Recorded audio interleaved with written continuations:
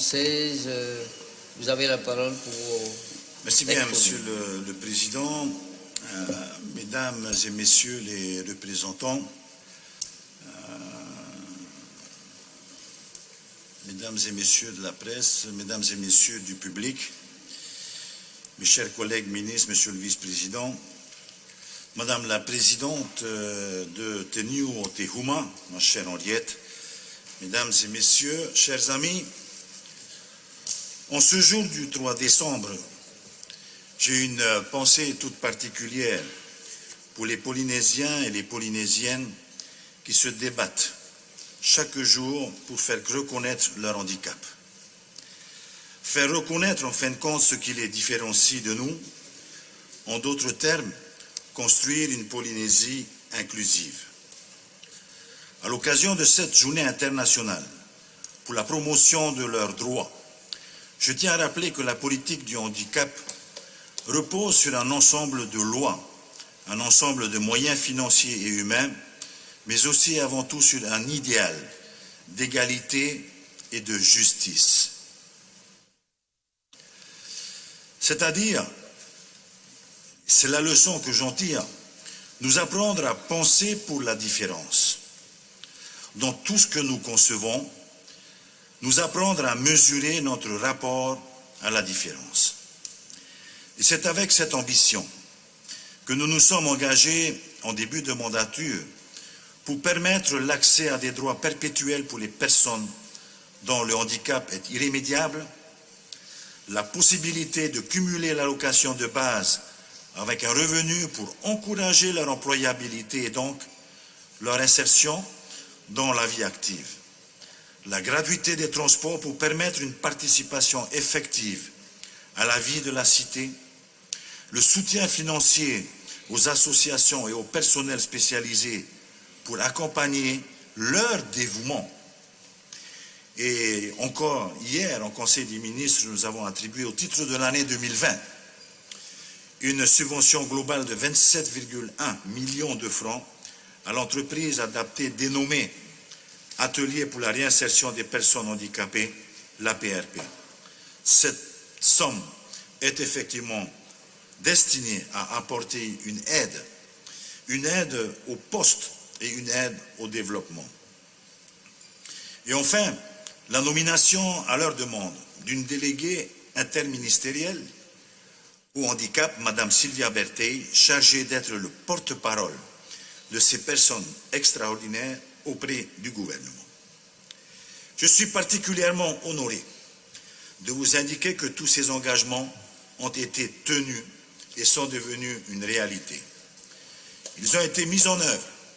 Ils ont été mis en œuvre grâce à la mobilisation de l'ensemble du gouvernement, bien sûr, mais aussi en partenariat avec la présidente de la Fédération Teniu Tehuma, Madame Henriette Camilla, qui participe à notre demande et à ma demande plus particulièrement à notre séance inaugurale de ce jour. Je souhaite la saluer et lui faire part de notre admiration et de notre gratitude.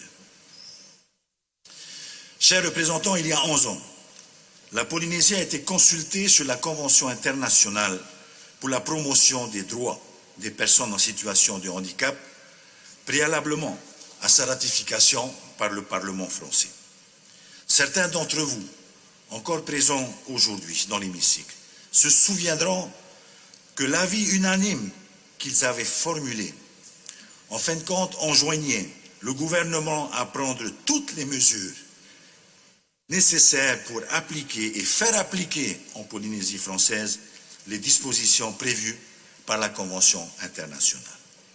Nous avons entendu, nous avons compris la demande pressante des familles, ces familles concernées, et nous sommes aujourd'hui convaincus de notre responsabilité collective pour que la situation de l'ensemble des individus qui la composent soit prise en considération. Ma chère Henriette, il y a encore des combats à mener pour que votre différence soit encore mieux prise en compte dans nos politiques publiques. En tout cas, merci d'être à nos côtés avec tes amis. Merci d'être là en ce jour solennel.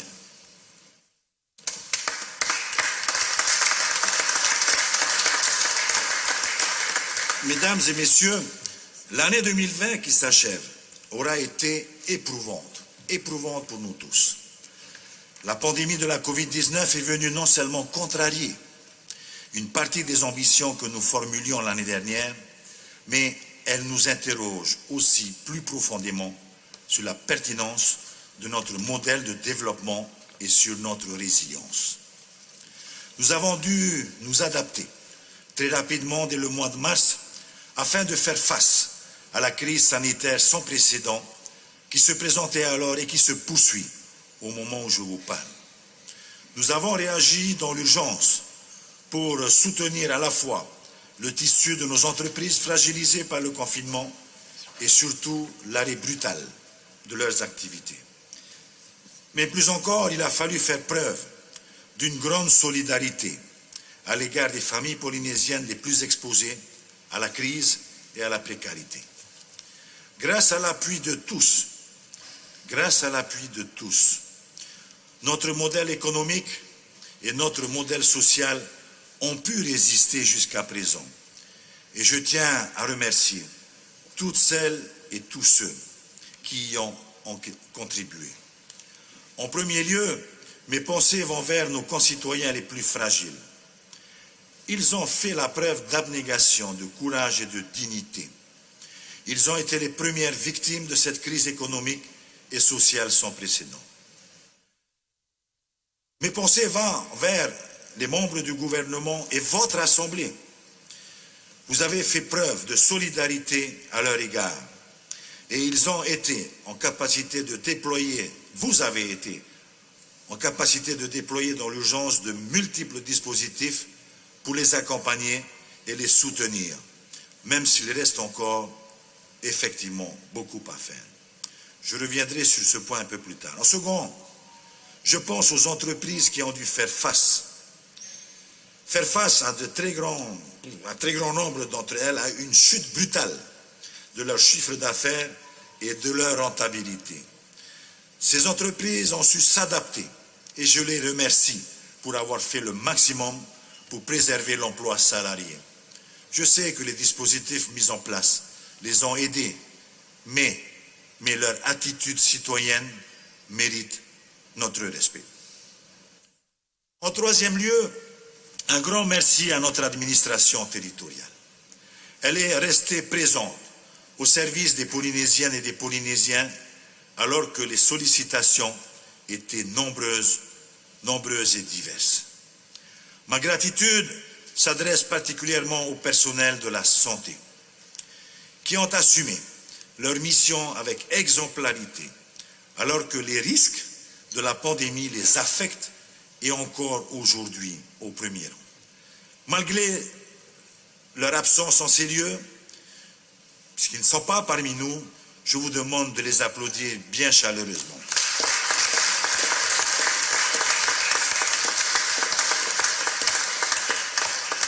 En outre, je tiens à remercier tout particulièrement l'État. Au mois d'octobre dernier, j'ai pu rencontrer le président de la République, M. Emmanuel Macron, et le Premier ministre, M. Jean Castex. Ils m'ont assuré de l'écoute bienveillante et du soutien de l'État envers la Polynésie française. Ils ont montré une fois de plus ce que signifie pour notre collectivité de 280 000 âmes le mot solidarité nationale.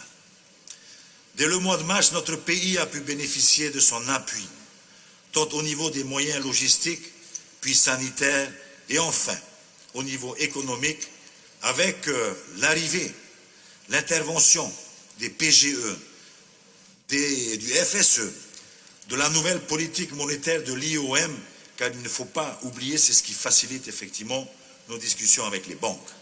Je n'oublie pas non plus le prêt garanti par l'État de l'AFD qui nous a permis de maintenir la trésorerie de notre pays à flot et de couvrir les besoins financiers de nos régimes sociaux, de santé et de retraite, vitaux pour certains d'entre nous. Je salue également, il ne faut pas les oublier, le travail des forces de l'ordre, de la direction de la sécurité publique et de la gendarmerie. Elles ont globalement assuré la sécurité et la tranquillité des Polynésiens, avec tact et autorité durant ces périodes de restriction des déplacements.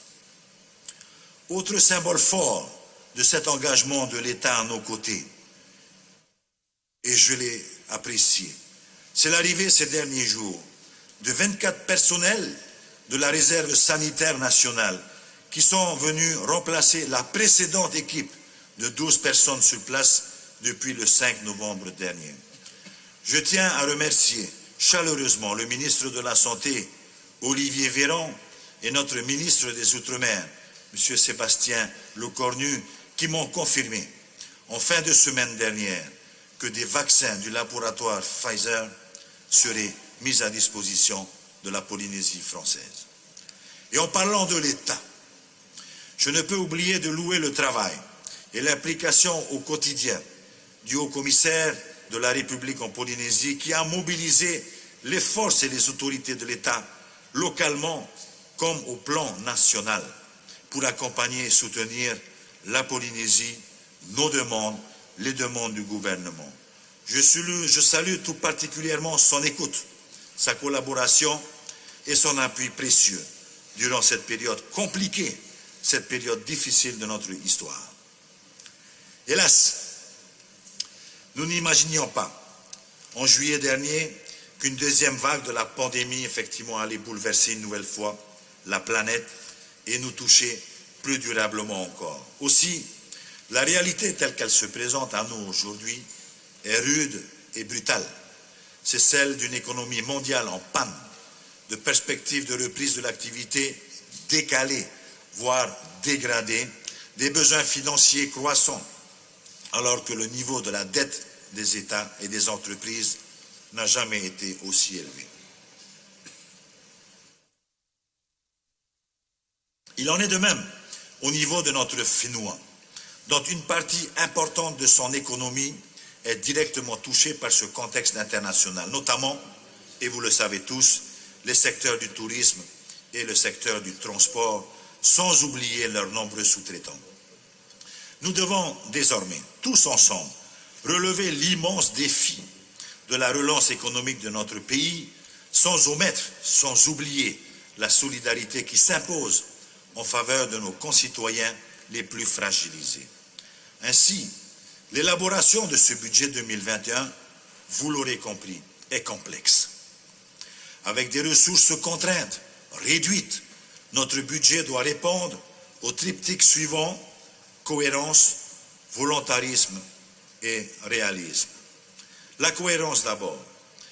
La cohérence est évaluer au plus juste les besoins et les capacités de réalisation sans sous-évaluer et surtout sans surévaluer les enveloppes financières au risque de mobiliser des crédits pour rien et ce, au détriment d'autres actions.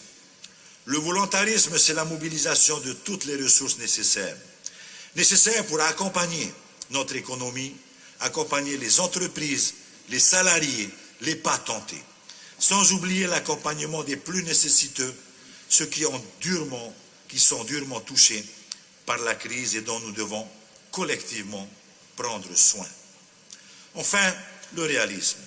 Le réalisme, c'est l'humilité, c'est le bon sens au regard des multiples défis que soulève cette situation inédite. Il faut être conscient des incertitudes économiques qui planent tant au niveau international qu'au niveau local. Depuis le début de cette crise, nous avons demandé aux acteurs économiques de faire montre de souplesse, d'adaptabilité et d'agilité. Notre administration s'est également pliée à l'exercice avec un certain succès, mais il reste tant à faire. Nous-mêmes, élus territoriaux, élus communaux, expression et représentants de la volonté populaire, nous devons tendre vers cet objectif de souplesse et d'adaptabilité. Nous devons abandonner nos postures politiciennes pour éteindre l'incendie. Chacun a son rôle à jouer. Parfois, effectivement, il faut savoir se taire. Parfois, il faut savoir applaudir ceux qui œuvrent et qui se dévouent. Tout cela peut s'avérer plus productif que de gémir. Pour ma part, je veux tout particulièrement applaudir nos maires. Je veux saluer leur sens du devoir. Je veux saluer leur constant désir de protéger leur population. À cet égard, les plans communaux de sauvegarde reflètent l'engagement de nos acteurs communaux. J'ai eu l'occasion de visiter certains d'entre eux, de visiter les plans de sauvegarde des communes de Moria et tout dernièrement le PCS de Punavia. Nous sommes unanimes pour applaudir, pour saluer le travail de nos Tavana et de leurs équipes, quels qu'ils soient. Hier, nous avons aussi, avec le haut-commissaire, réuni les maires des îles du Vent pour leur présenter un outil d'aide et d'action sur le terrain. Il s'agit d'une cartographie dynamique des zones touchées par l'épidémie. Cette cartographie réclamée par nos Tavana permet une action localisée et efficace auprès des zones à fort risque de propagation du virus. En résumé, la lutte contre l'épidémie requiert l'implication de tous les acteurs de notre pays, que ce soit nos familles, nos églises, nos entreprises, nos Tavana, notre administration, nos médecins et personnels de santé, les forces de police, le Haut-Commissariat. Je veux tous les remercier. En ce qui concerne la gestion budgétaire, le gouvernement a effectivement pris l'engagement de présenter en 2021 autant de collectifs que nécessaire.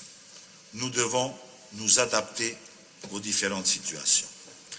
Dans cet esprit, un calendrier prévisionnel des collectifs a été présenté en Conseil des ministres et si vous le souhaitez, il sera transmis à l'Assemblée. Dans la même perspective, une modification de la réglementation budgétaire va vous être présentée ici en séance et je crois qu'elle a été examinée par la commission ad hoc pas plus tard qu'hier. Vous le voyez, lorsque nous parlons d'agilité et d'adaptation, nous devons aller au bout de cette démarche, comme je m'y suis engagé. Pour 2021, la priorité qui se dégage du projet du budget est claire. La sauvegarde de tout l'appareil productif, et c'est notre objectif. Il s'agit des emplois, il s'agit des compétences et de la préservation de l'état des infrastructures de production. Tout ceci afin d'être prêts collectivement et solidairement pour la relance. Conformément à notre statut, ce budget primitif s'équilibre. Ce budget primitif est équilibré. Il s'équilibre en recettes et en dépenses à 168,4 milliards de francs, hors écriture d'ordre, soit effectivement une baisse de 2,6% par rapport au budget primitif 2020, qui était de 172,9 milliards de francs. Cette baisse, vous le devinez tous, résulte de la contraction de nos recettes fiscales. La crise sanitaire a brutalement entravé l'élan prometteur de 2019, affectant de ce fait notre dynamisme économique ainsi que les entreprises. Ainsi, les recettes ordinaires sont estimées globalement à 125 milliards en 2021 contre 130 en 2020, soit une contraction de 3,8%. C'est une contraction importante. Les recettes fiscales s'élèvent à 99,3 milliards, soit une chute de près de 10 milliards par rapport au budget primitif 2020. En effet, durant le confinement, la consommation a littéralement chuté et donc impacté la fiscalité indirecte. Les estimations pour 2021 relatives à la fiscalité indirecte sont basées sur une reprise lente de cette consommation et sont estimées à plus de 2%. Quant à la fiscalité directe, elle va être fortement impactée, car comme vous le savez, l'impôt sur les sociétés, l'IS, et l'impôt sur les transactions, l'IT, sont calculés sur l'activité de l'année précédente, en l'espèce sur l'activité de l'année 2020. Cette différence de temporalité se traduit dans notre projet de budget par une baisse de cette source de revenus pour le pays. Néanmoins, en dépit de cette situation fiscale peu favorable, nous avons décidé de faire porter l'effort sur le fonctionnement de l'administration pour conserver nos marges de manœuvre, notamment notre capacité de soutien et d'accompagnement aux acteurs économiques et aux ménages. Ainsi, la baisse de 10 milliards de recettes est compensée en partie par un prélèvement sur les réserves des comptes spéciaux, soit 4,5 milliards sur le fonds d'investissement et de garantie de la dette, qui sera sûrement critiqué par l'opposition, mais enfin, on l'a fait, car on en a besoin. Et de 1 milliard sur le fonds de régulation de la péréquation des hydrocarbures, le FRPH. Cette ponction permet de réduire effectivement l'écart des recettes entre 2020 et 2021 de 5 milliards. Compte tenu de la situation économique, réussir à maintenir à 5 milliards près le budget de l'année précédente constitue effectivement en soi, Monsieur le ministre des Finances, un signal fort à destination de l'ensemble des Polynésiens.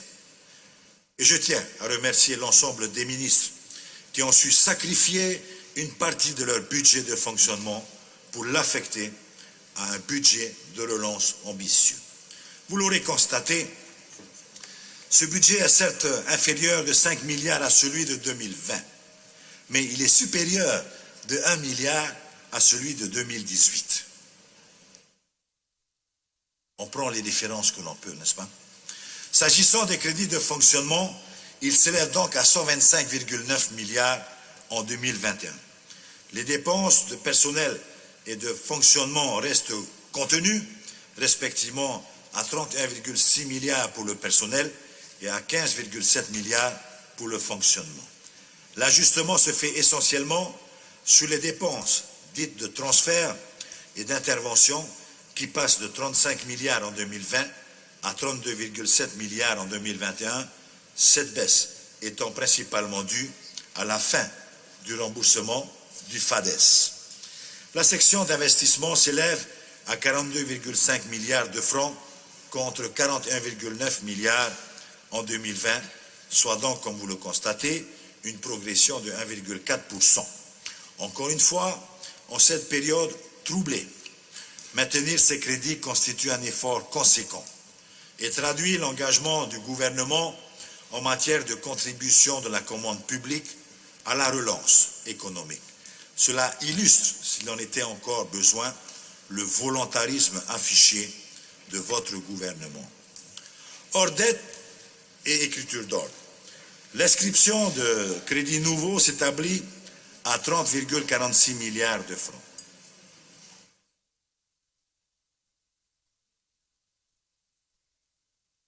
Les prévisions de liquidation sur 2020 sont estimées à plus de 43 milliards. Nous sommes en section d'investissement. Retraités du prêt accordé à la CPS et de l'avance versée à RTT Nuit, tout ça en investissement, ce montant s'élève à 34 milliards. C'est un niveau record. 34 milliards de liquidation en investissement, jamais nous l'avons fait. Pour rappel, l'année dernière, nous étions à 29,8 milliards et en 2013, nous étions à 14,4 milliards, soit plus de la moitié liquidés en investissement. Compte tenu de ces prévisions, le report de crédit de paiement est évalué à 25,8 milliards. Ceci veut dire que l'année prochaine, ce seront 56,3 milliards de crédits de paiement qui seront disponibles pour 2021. Eu égard à nos consommations passées, même en année faste, je peux d'ores et déjà vous dire que ce montant permettra de soutenir les investissements du pays. En ce qui concerne la gestion et le pilotage de l'endettement de la collectivité, il convient de rappeler que le pays s'est désendetté de plus de 14 milliards sur les 5 dernières années. Ces efforts de gestion en bon père de famille, consentis depuis 5 années, nous ont permis, et fort heureusement, d'affronter la tempête Covid-19 dans de bonnes conditions. Au 31 décembre 2020, nous estimions que l'encours de la dette sera donc de 112,8 milliards de francs contre 79,89 milliards l'an passé à la même époque. Pour la première fois depuis 2015, nous affichons un endettement annuel supplémentaire de 32,97 milliards de francs. Cette progression significative de notre endettement, vous le savez, je vous le rappelle, est principalement due à la crise Covid qui nous a contraints à solliciter le concours de l'État via l'Agence française de développement à hauteur de 28,6 milliards de francs. C'est l'objet de l'emprunt qui a été validé ici à l'Assemblée de Polynésie française. J'ai dû le faire, vous le savez, car nous étions obligés de le faire. Si nous avons pu emprunter autant et sans difficulté, c'est aussi grâce à notre sérieux budgétaire, désormais reconnu à Paris et par les acteurs bancaires. C'est tout simplement grâce au plan de réforme stratégique sur 10 ans approuvé par votre Assemblée le 9 mars 2017. Vous en connaissez les orientations majeures qui se sont traduites par un premier plan d'action couvrant la période 2018-2019, puis un second plan en cours d'élaboration. Ces réformes ont été saluées par les bailleurs de fonds, par l'agence de notation Moody's, qui a révélé en 2018 notre note à A3 perspective positive et l'a maintenue depuis. À ce stade, Moody's a décidé de ne pas dégrader notre note, mais uniquement d'abaisser notre perspective de positive à stable. Voilà donc. Ce qui va changer dans ce budget, c'est effectivement l'endettement du pays.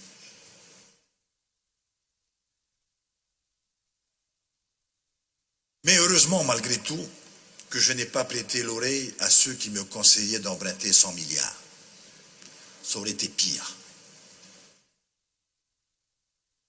Les ambitions que nous portons pour l'exercice 2021 mobiliseront l'énergie de tout le gouvernement et des services de l'administration. Au titre des chantiers publics, vous constaterez en lisant le dossier que les actions restent conformes aux engagements pris par la majorité devant les électeurs en mai 2018. Vous connaissez la philosophie de l'action du gouvernement, elle vous a été exposée, développée par les ministres lors de la première séance consacrée au DOB. Elle sera donc complétée le cas échéant lors de cette séance et je ne m'attarderai donc pas sur ces points. Mais je vais tout de même vous livrer les grandes orientations qui ont été retenues donc par le gouvernement pour l'année à venir. Sur le plan économique et financier, les communes constituent un des acteurs essentiels de la scène économique par l'emploi qu'elles génèrent, par leurs dépenses de fonctionnement auprès des entreprises. Aussi, malgré la crise économique que nous traversons, j'ai acté le maintien du budget de la DDC pour 2021 au même niveau que les exercices précédents.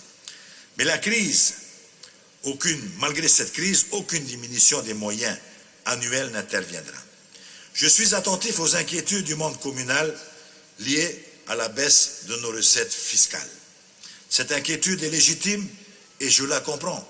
N'oubliez pas que je suis moi-même maire. Je suis moi-même donc dans cette inquiétude. Pour le budget 2021, le montant du FIP sera de 16,132 milliards de francs, dont 277 millions au titre du rattrapage 2019 de l'année N-2. Globalement, effectivement, et c'est mécanique, ce n'est pas une volonté du pays, le FIP baissera de 1,2 milliard de francs par rapport à 2020. Sans le Covid, il serait naturellement supérieur à 2020. Mais malheureusement, la crise nous a tous atteints. Et je tiens à tempérer quelque peu les inquiétudes, car le budget du FIP de 2020, certains maires ont participé à cette commission des finances locales, affiche tout de même, le budget du FIP 2020 affiche tout de même un fonds de trésorerie de plus de 12 milliards de francs, dont la moitié au moins est libre d'engagement au moment où je vous parle. Je pense sincèrement que ce fonds de trésorerie conséquent, doublé d'une gestion budgétaire plus que rigoureuse pour chacun, devrait nous permettre de décider des bonnes orientations pour amortir la crise, naturellement toujours au niveau communal. Par ailleurs, afin d'accompagner les nombreuses et petites communes des îles, je veux parler des îles sous le vent, je veux parler des îles australes, des Tuamotu-Gambier, des Marquises, dans la gestion difficile et déficitaire du service public de l'électricité. Nous avons donc déposé un projet de loi du pays créant un dispositif de solidarité, le fameux fonds de péréquation. Grâce à un fonds de solidarité, nos petites communes disposeront de moyens pour équilibrer leurs budgets annexes de l'électricité et envisager ainsi de nouveaux investissements. Aussi, enfin, tous les Polynésiens de tous les archipels paieront le même prix du kilowattheure d'électricité servi chez eux. Alors, il me sera reproché, je devine, par mes amis, des anciens amis, d'avoir menti. Effectivement, je me suis engagé à ne pas créer de taxes supplémentaires. Je me suis engagé à ne pas créer de taxes supplémentaires pour alimenter le budget du pays. Mais je sais aussi que la solidarité n'a pas de prix pour vous, pour nous tous. La sémantique est importante. Il ne s'agit pas d'une nouvelle taxe.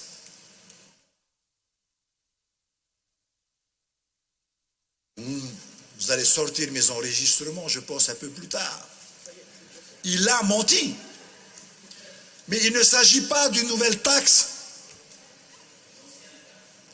Vous allez mentir, vous. L'augmentation du prix de l'électricité, je ne vais pas en parler à M. Lauré, il connaît ça. Ce n'est pas créer une nouvelle taxe. Ce n'est pas créer une nouvelle taxe.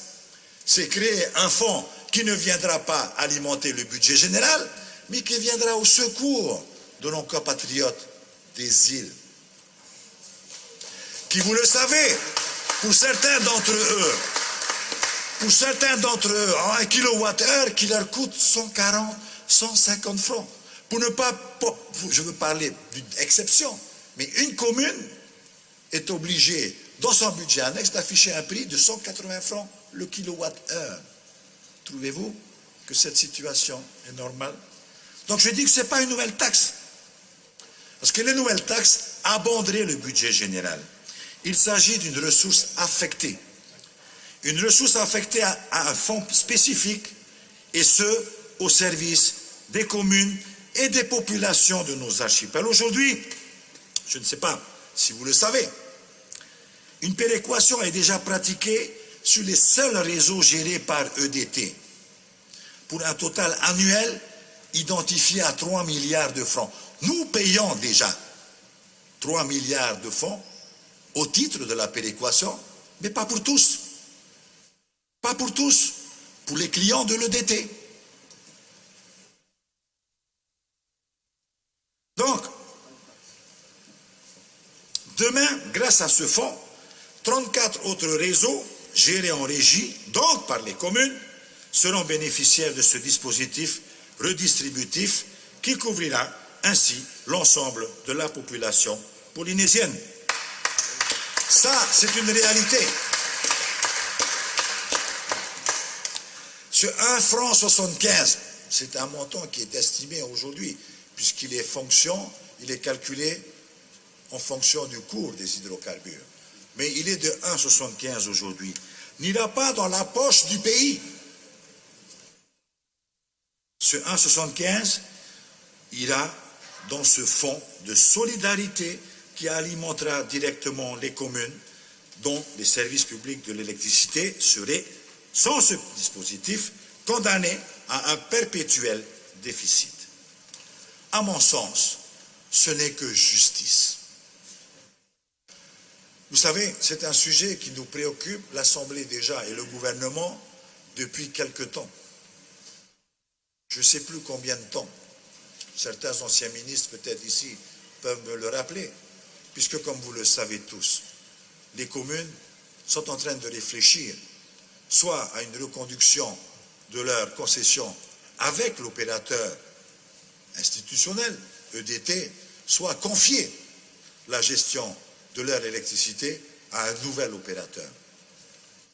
Mais vous avez compris que ce fonds de péréquation qui traîne, qui a déjà fait une fois l'aller-retour entre l'Assemblée et le gouvernement, n'est pas un projet du gouvernement, c'est un projet qui nous concerne tous dans cette Assemblée. Nous sommes les défenseurs du peuple, nous sommes les défenseurs de cette population pour qui c'est un traitement qui va rétablir une justice. Ce n'est que équité pour ces petites communes et leur population. Donc, au total, ce seront 4 milliards, dont 3 milliards déjà identifiés, qui assureront cette année l'égalité de tous les Polynésiens vis-à-vis de ce service essentiel que représente l'électricité. En résumé, il s'agit ni plus ni moins de l'expression de la solidarité.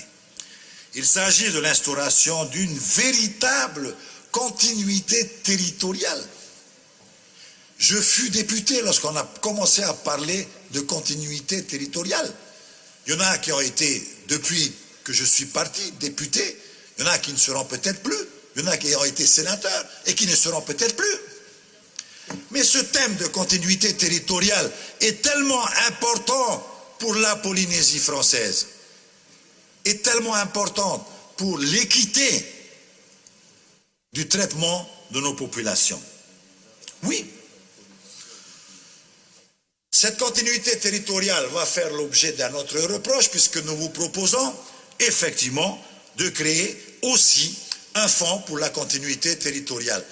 Combien d'années, combien de décennies nos populations des îles, les élus des îles ici, se sont plaints de la cherté du billet d'RTT pour rentrer chez eux.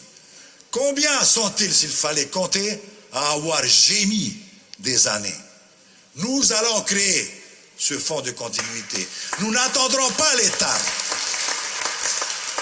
Nous prendrons nos responsabilités. Et je pense que si nous prenons nos responsabilités, effectivement, l'État risque de nous suivre à ce moment-là. Nous devons montrer l'exemple. Voilà. Ce seront les reproches qui me seront faits. Je serai traité de menteur, mais sachez que les menteurs, ils sont de l'autre côté. Enfin, voilà. Alors, je souhaite également vous donner quelques informations, cette fois-là plutôt rassurantes. Sur la continuité en particulier du contrat de projet, puisque nous sommes au chapitre des communes, du contrat de projet dédié aux communes, dorénavant dénommé contrat de développement et de transformation. CEP, contrat, État et communes, voilà, et pays. Il portera donc sur une période de 3 ans, soit de 2021 jusqu'en 2023, et lors de mon déplacement à Paris, j'ai exprimé auprès des instances nationales notre souhait de voir les grands principes des contrats de projet maintenus. L'État, que je remercie, nous a donné satisfaction sur ce sujet. Donc nous négocions actuellement, et il viendra, je pense, à l'Assemblée, 6 milliards de francs d'investissement qui seront dédiés aux compétences environnementales des communes, bien sûr, et cela pris en charge à part égale par l'État et le pays. Avec une petite participation, comme il est déjà le cas aujourd'hui, des communes. Le projet de contrat est désormais entre les mains du ministère de l'Outre-mer qui doit nous faire un retour sur les orientations que nous avons proposées. Vous voyez donc bien que dans un contexte économique sensible et délicat, la politique volontariste du pays d'accompagner nos communes sera plus que jamais maintenue et axée sur les mêmes objectifs de soutien aux investissements communaux les plus structurants. Je vais venir maintenant sur l'action du gouvernement. Au titre des opérations engagées par notre vice-président, ministre de l'Agriculture et de l'Économie bleue, garantir nos ressources alimentaires se confirme comme une priorité de notre gouvernement. Mieux manger, être autonome, effectivement, sont des objectifs que je veux soutenir à l'échelon familial et à l'échelon territorial. La rupture, là aussi il faut en tirer les leçons, la rupture des importations par avion, donc en produits frais, lors du confinement en mars dernier, a mis en exergue, et je le dis fort heureusement, la réactivité du monde agricole de notre Fénois à fournir les marchés et les besoins de notre population. Ils ont fait face et j'ai envie de dire qu'ils ont réussi. Et je souhaite ici remercier nos agriculteurs pour leur contribution réactive, leur engagement et leur savoir-faire au travers des opérations, différentes opérations, mais je pense plus particulièrement à l'opération Market Drive mise en place par notre ministère de l'Agriculture et qui a fonctionné. Cela conforte notre stratégie en termes d'efforts budgétaires entamés depuis 4 ans par le gouvernement. Ainsi, avec notre appui, les budgets consacrés à l'agriculture, effectivement, en autorisation de programme, ont évolué de 300% de 2016 à 2017. N'applaudissez pas, parce qu'ils ont évolué de 650% de 2017 à 2020. Là, vous pouvez applaudir. À ce jour, le montant en crédit de paiement est stabilisé autour de 2,5 milliards par an. 800 millions en moyenne sont destinés au soutien de nos agriculteurs, soutien direct à nos agriculteurs en section d'investissement sur les 2 dernières années, contre une moyenne, tenez-vous bien, de 28 millions de 2010 à 2016. Ça fait du bien. En fonctionnement, le niveau d'aide est engagé et de 130 millions sur les 3 dernières années, contre une moyenne de 40 millions entre 2010 et 2017. Comme vous le savez, nous plantons. On nous a dit planter, planter, planter, nous plantons.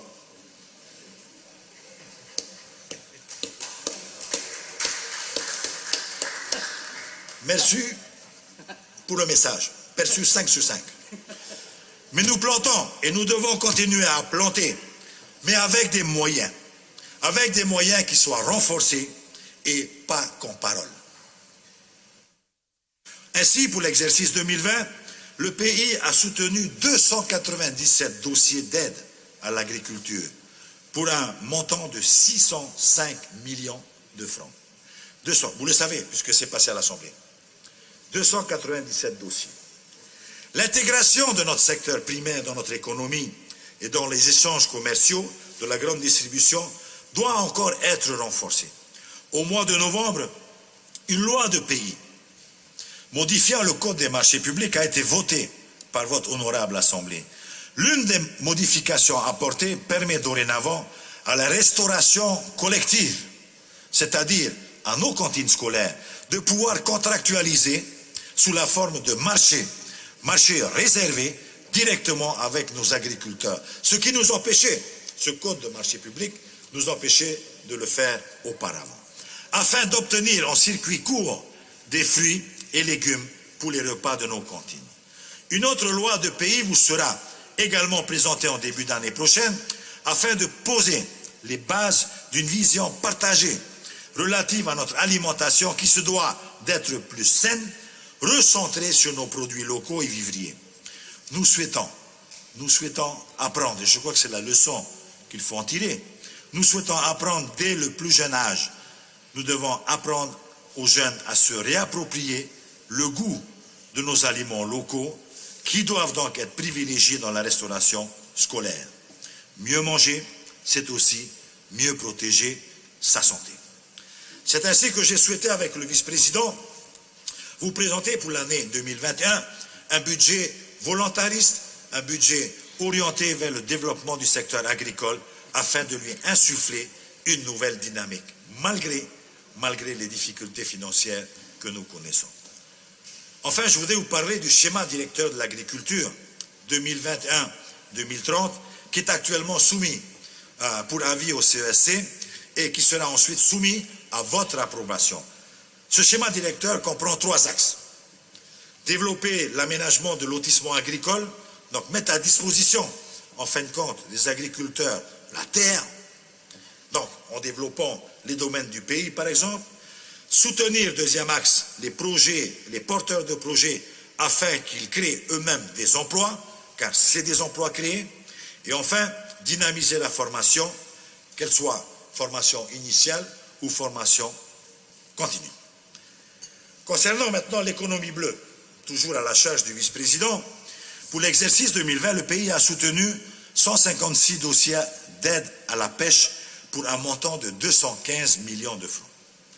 Comme vous le savez, la Polynésie française a fait le choix d'une pêche durable, basée sur la protection de l'écosystème et d'une gestion maîtrisée de nos ressources. Ce ne sont pas des vains mots. Ce ne sont pas des vains mots. Nous nous protégeons et nous protégeons notre écosystème. Notre vice-président a justement rappelé, lors de son récent déplacement en métropole, qu'il faut harmoniser notre politique locale à celle de l'Europe et donc bénéficier ainsi des moyens européens dans le cadre du Green Deal, c'est-à-dire du développement durable. Ainsi,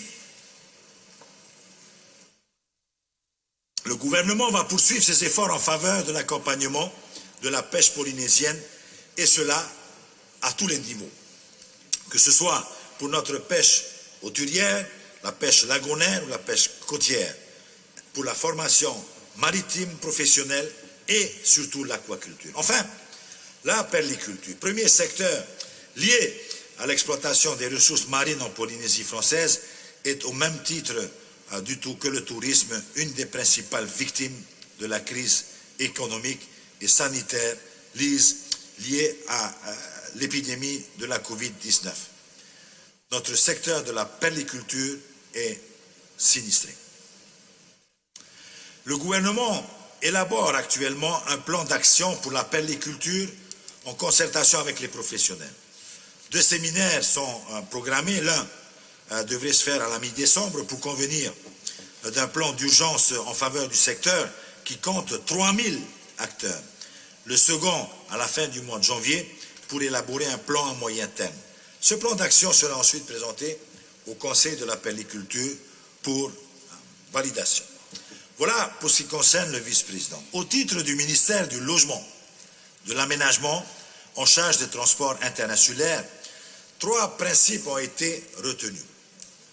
L'accompagnement de la croissance économique en répondant aux besoins de logement, de mobilité des populations et d'aménagement de l'espace territorial. 2. Simplifier les procédures administratives pour offrir un service public bienveillant. Simplifier les procédures administratives.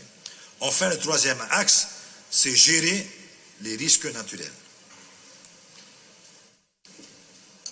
Comme vous le savez, c'est le recensement de 2012, la Polynésie comptait 88 400 logements.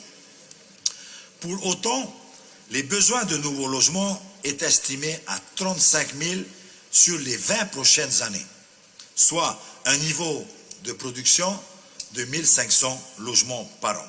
Ce n'est pas nouveau, ça fait 5 ans, 6 ans qu'on le répète. Cette année, nous avons fait construire 651 forêts OPH. L'année n'est pas terminée, presque. 651 forêts OPH. Nous avons attribué 2299 aides à l'habitat insalubre, les AHAI. C'est considérable. C'est considérable. Et ce n'est pas suffisant. Donc je voudrais profiter de cette occasion pour remercier notre ministre. Merci, monsieur le ministre. Merci à vos équipes. Car c'est un besoin important. Donc je sais que ce n'est pas encore suffisant, car le retard accumulé depuis 10 ans nous oblige à renforcer le rythme de construction. Pour inscrire son action dans le programme 3000 logements, le pays donc soutient la construction de nouveaux logements en habitat groupé, en sus des 3620 logements déjà présents. C'est le parc, 3620, c'est le parc de logements sociaux de l'OPH. Cependant, la seule production en maîtrise d'ouvrage par l'OPH, donc sous la conduite de l'OPH, vous l'avez deviné, ne sera pas suffisante. En tous les cas, ne répondra pas à la demande. Ce n'est pas nos frères construits à l'OPH qui va répondre à cette demande. Donc, l'acquisition de programmes immobiliers construits ou en cours de construction a donc été ouverte à l'OPH en juillet 2020 par un mécanisme que certains d'entre vous connaissent bien, c'est la vente en état futur d'achèvement, fameuse vente VEFA. Il s'agit dès 2021 de lancer des acquisitions foncières pour la construction de 200 logements par an répartis sur des programmes de 25-30 logements à livrer à compter de 2023. Nous ferons des ensembles plus petits, donc à la taille de l'homme. Tous ces projets de construction, qu'ils soient publics ou privés, ne verraient pas le jour sans une simplification radicale des règlements d'urbanisme et sans permettre une cohérence dans l'application et le respect des règles applicables. Aussi, le pays mettra en place un guichet unique pour toutes les autorisations de construire. Les permis de construire font régulièrement l'objet de critiques, le temps consacré à l'instruction fait régulièrement l'objet de critiques. Donc, nous allons créer un guichet unique. Les procédures d'instruction seront dématérialisées. Elles garantiront un accès égalitaire et continu à tous nos concitoyens, et en particulier à ceux des archipels éloignés, vous l'avez deviné, d'où la dématérialisation. Nous améliorerons la continuité administrative et ainsi faciliter la vie de nos habitants éloignés de Tahiti. Je salue encore une fois et je félicite l'impulsion efficace de notre ministre du Logement en faveur de l'habitat. Autre sujet et préoccupation qui concerne le ministre des Transports, ministre du Logement, c'est le transport. Le transport de fret maritime internasulaire sera lui aussi dématérialisé, à l'instar des procédures d'urbanisme.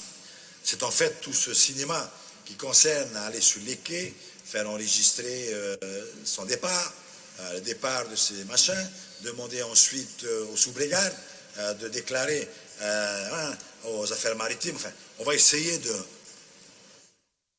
résoudre tout ça.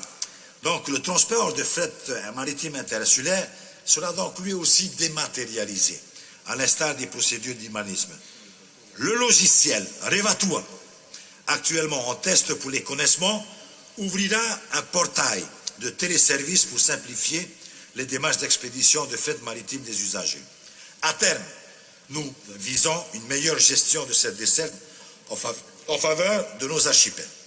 En collaboration avec l'État, le nouvel outil de gestion des risques naturels et l'adaptation de la réglementation en Polynésie française ouvrira des possibilités réglementaires de construction dans les zones exposées. Nous réformerons, ça aussi c'est une attente de longue date, nous réformerons les PPR pour permettre des solutions d'urbanisme adaptées à notre géographie insulaire.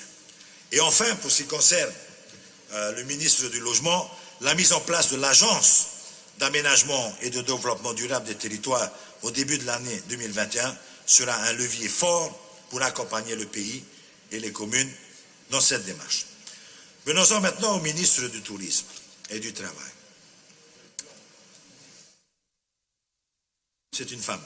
Les secteurs du tourisme et de l'aérien ont été, comme vous le savez, particulièrement impactés par la pandémie qui frappe le monde et la Polynésie. L'un des premiers enjeux pour 2021 sera d'assurer les conditions de la reprise et d'une reconquête progressive de nos marchés. Nous nous appuierons en premier lieu sur les marchés historiques où nos réseaux de distribution sont toujours actifs et où notre destination bénéficie d'un ancrage fort. Vous l'avez deviné, il s'agit du marché de l'Hexagone, du marché européen et du marché nord-américain. Nous aurons également des opportunités sur des marchés régionaux et sur les marchés asiatiques. Sur ce grand marché asiatique, les défis à relever restent importants. Et il nous faudra impérativement et rapidement l'explorer. En termes de promotion, nos équipes sont présentes, comme vous les avez pu le constater, avec le tournage d'émissions comme Koh Lanta ou Échappée belle. Ces dernières semaines, notre destination donc continue, c'est la leçon qu'il faut en tirer, notre destination continue de faire parler d'elle très positivement. Ces images sont une aide promotionnelle importante et efficace pour relever notre tourisme là en 2021. Et j'espère que pas seulement l'État, mais toute la Polynésie, bien sûr.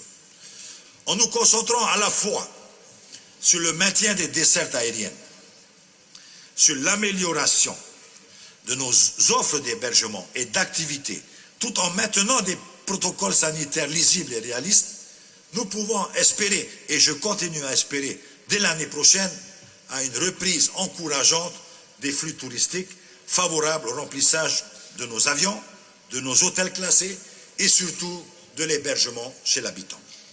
Les chantiers de rénovation, d'extension d'hôtels se poursuivent. De nouveaux projets nous sont présentés et seront soutenus par nos outils d'incitation à l'investissement.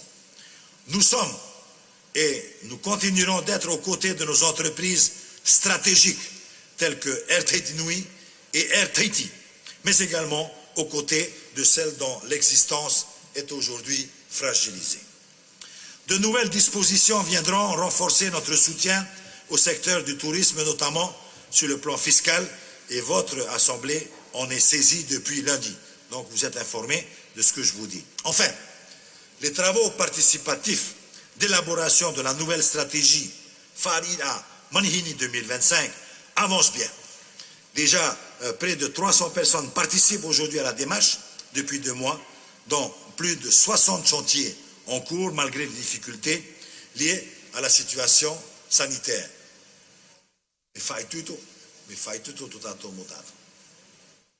Malgré les difficultés.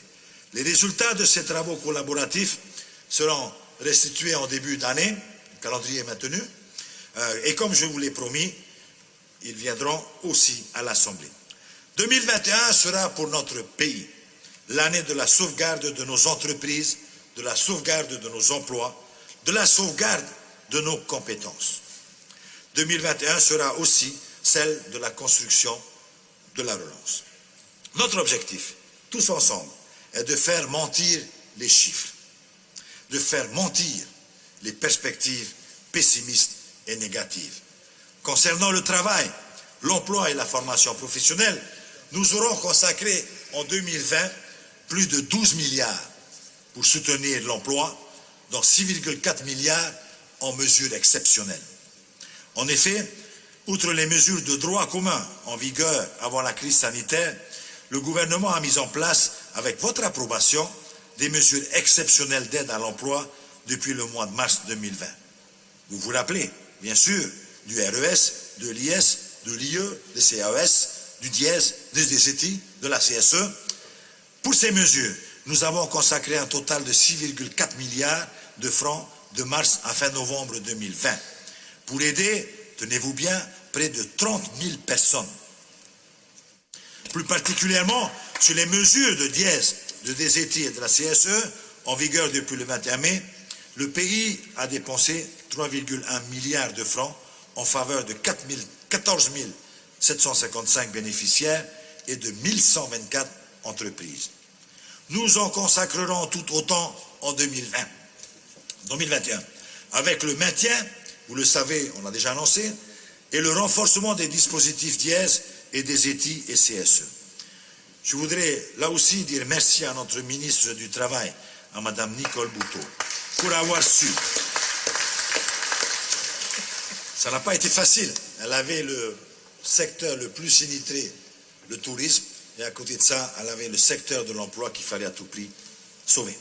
Non, merci à elle pour avoir su, avec célérité et efficacité, mettre en œuvre rapidement les mesures répondant aux situations d'urgence attendues par nos travailleurs et nos entreprises. Avec près de 10 000 salariés en réduction du temps de travail, ils sont 10 000 à avoir subi la réduction du temps de travail dans les entreprises.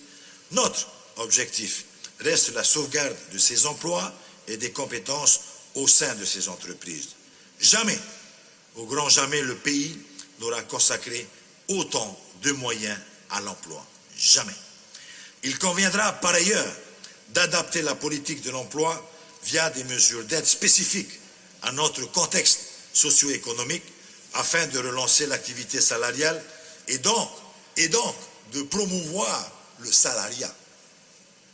De promouvoir le salariat. C'est ce que nous propose Madame la ministre du Travail avec la réforme des mesures d'aide à l'emploi pour accompagner un public qui est exposé aux effets de la crise, notamment celui des jeunes, de nos jeunes, et celui des demandeurs d'emploi.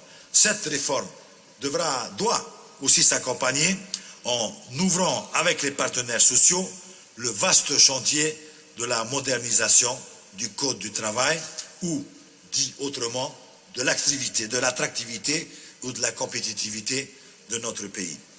Nous ne pourrons jamais aller au-delà si nous n'aménageons pas, nous ne toilettons pas notre Code du travail.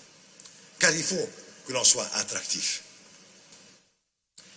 Le gouvernement entend donc poursuivre les efforts avec un accompagnement efficace des acteurs de notre économie, notamment via la mobilisation du Fonds pour l'emploi et la lutte contre la pauvreté, le FELP, à hauteur de 12,2 milliards contre, rappelez-vous, 4,95 milliards lors de l'adoption du budget 2020.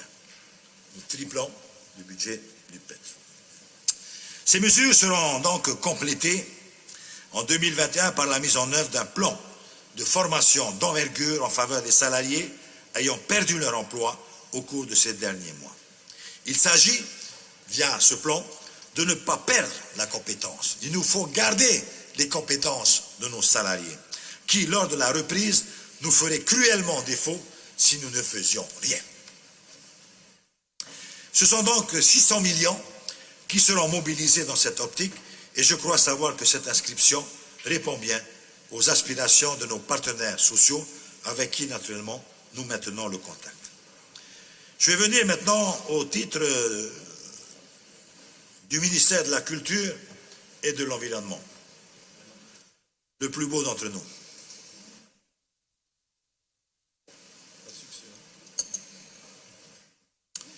En matière de culture, les objectifs politiques poursuivis au titre des propositions budgétaires 2021 sont d'abord de développer l'économie culturelle.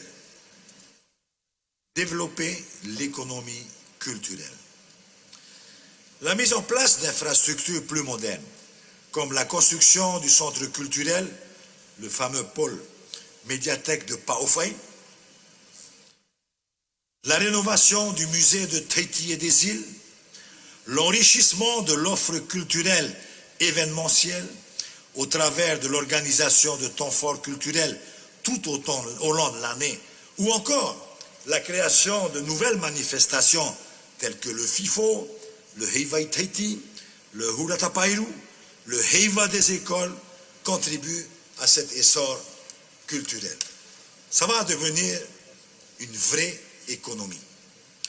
Un autre objectif important est la préservation et la valorisation de notre patrimoine culturel, matériel et immatériel, avec notamment la poursuite du dossier d'inscription des îles Marquises au patrimoine mondial.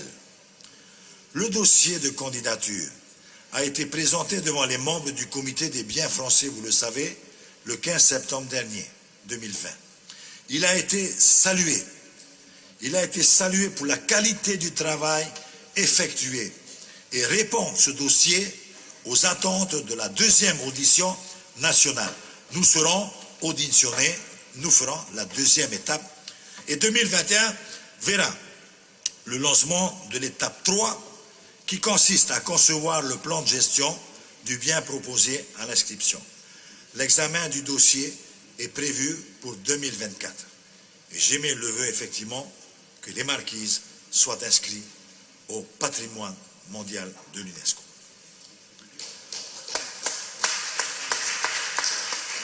Autre souci pour nous, c'est l'artisanat traditionnel. Les temps forts de l'année 2020-2021 seront la mise en place d'un dispositif d'aide et d'accompagnement plus large en faveur des patentés, des associations artisanales, tout cela pour favoriser le professionnalisme et la professionnalisation des métiers, favoriser la commercialisation, la promotion des produits artisanaux et l'installation des jeunes artisans traditionnels.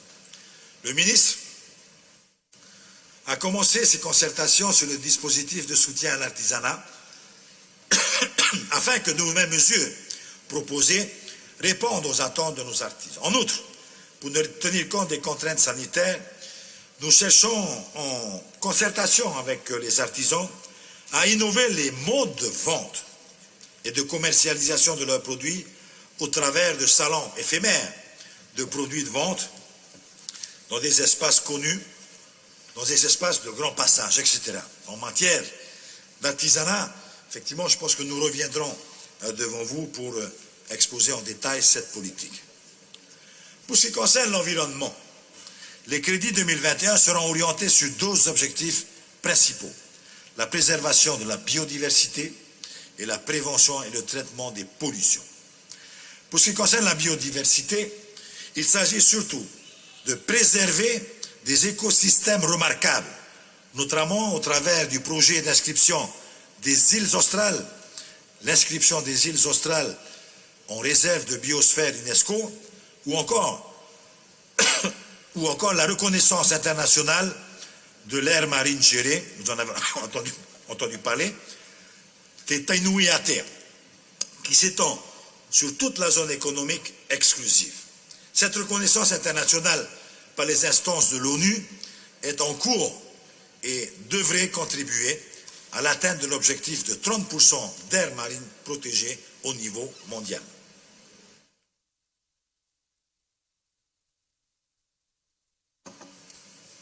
À ce sujet, le ministre de la Transition écologique, Madame Barbara Pompili, et Madame la secrétaire d'État chargée de la biodiversité, Madame Bérangère Abba, ont tenu dans une lettre commune reçue il y a 10 jours, et je les cite, à saluer notre engagement, votre engagement en faveur de la biodiversité, du développement durable et de la transition écologique de votre territoire.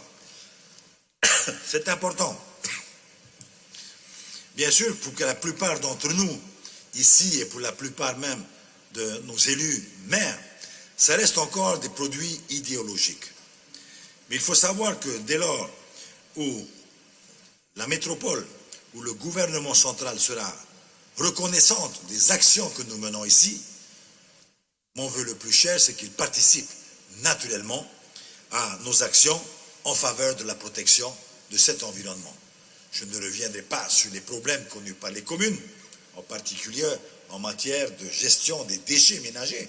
C'est un véritable sujet, un sujet qui coûtera cher à notre communauté dans les années à venir. Donc, permettez-moi aussi là de féliciter notre ministre de l'Environnement qui a su convaincre ces deux dames, Madame Bérangère Abba et Madame Barbara Pompili, pour le remercier pour sa forte implication et son enthousiasme pour faire avancer ces dossiers.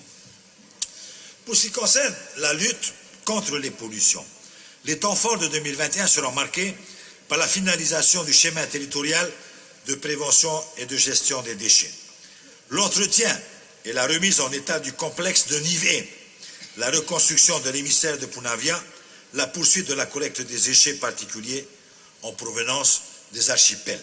Je veux parler naturellement des déchets ménagers spéciaux, des déchets électroniques et des véhicules hors d'usage. Et les campagnes de nettoyage de nos plages dans les archipels continueront.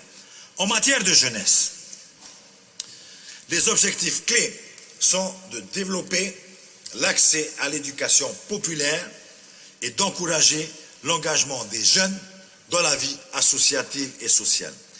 Pour cela, l'accompagnement financier, technique et pédagogique des associations, le soutien aux manifestations, le soutien surtout aux grandes manifestations, aux échanges internationaux de jeunes, ou encore la professionnalisation des encadrants seront mis en place. En 2020, le montant global des aides publiques accordées au secteur de la jeunesse s'élève à 97,6 millions de francs. Et je sais que ce n'est pas suffisant. Je sais que ce n'est pas suffisant. Enfin, au niveau du sport, les objectifs sont d'une part de développer le sport pour tous, bien sûr, comme facteur de santé et de bien-être, et d'autre part d'améliorer l'organisation du sport de haut niveau polynésien. En 2020, le montant global des aides publiques destinées à soutenir le secteur du sport, c'est-à-dire les fédérations, les associations et autres, s'élève à 326 millions de francs. Il s'agit surtout, à ce niveau, de les accompagner. Au niveau financier, bien sûr, mais aussi au niveau technique, au niveau pédagogique, pour la mise en place d'événements sportifs annuels ou de grande envergure et de structurer le sport de haut niveau au travers du soutien financier et technique des fédérations sportives délégataires de missions de service public. En 2021, nous amorcerons nos actions utiles aux Jeux olympiques de 2024. Nous commencerons très rapidement,